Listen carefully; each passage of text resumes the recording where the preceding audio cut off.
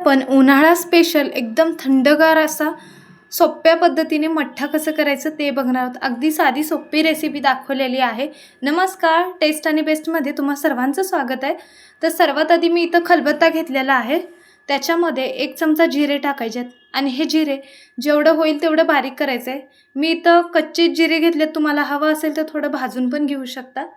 तर अशा प्रकारे जिरे भाजून घेतलेत। याच्यामध्येच 1 इंच आलं बारीक तुकडे करून टाकलेत। 3 हिरवी मिरची घेतलेत चिरून, ते टाकते। हे सर्व जे आहे ते बारीक करून घ्यायचंय, पूर्णपणे होईल तेवढं बारीक करायचंय। व्हिडिओ जर आवडत असतील तर नक्की चॅनलला सबस्क्राइब करा, म्हणजे मी जेव्हा पण व्हिडिओ अपलोड करेन लगेचच तुम्हाला त्याची नोटिफिकेशन मिळून जाईल। तर अशा प्रकारे पूर्णपणे बारीक करून झालेलं आहे। तर हे मी एका छोट्या वाटीमध्ये काढलंय, हे साईडला ठेवूया। त्याच्यानंतर ना एक खाली मी कापड ठेवलंय, त्याच्यावरती मोठा प्रकारचं भांडं ठेवलंय। 1 वाटी दही घेतलेलं आहे, मी इथं मलाई दहीचा वापर करते। 200 ml दही आहे। तर टाकल्यानंतर ना 1 चमचाला थोडंसं कमी मी इथं मिठाचा वापर केलाय चवीनुसार। 1 चमचा साखर टाकायचं आहे आणि रवीच्या साहाय्याने पूर्णपणे घोटून घ्यायचं आहे, म्हणजे दही जे आहे ते पूर्णपणे पातळ होईल। तुम्हाला हवं असेल तर या ठिकाणी ताकाचा पण वापर करू शकता, पण मी दह्याचा वापर केलाय।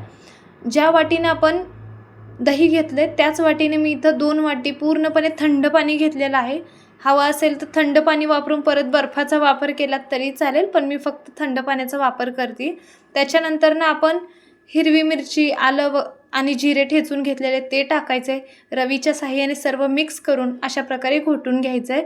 जे काही साहित्य लागतं ते पण खाली डिस्क्रिप्शन बॉक्समध्ये देते, नक्की चेक करा, म्हणजे तुम्हाला रेसिपी करताना इझी जाईल। त्याच्यानंतर ना एक अशा प्रकारचा लोटका आहे, त्याच्यामध्ये हे मठ्ठा काढून घेते आणि थोडंसं यामधलं साईडला ठेवलेलं आहे, म्हणजे उरलेलं आहे।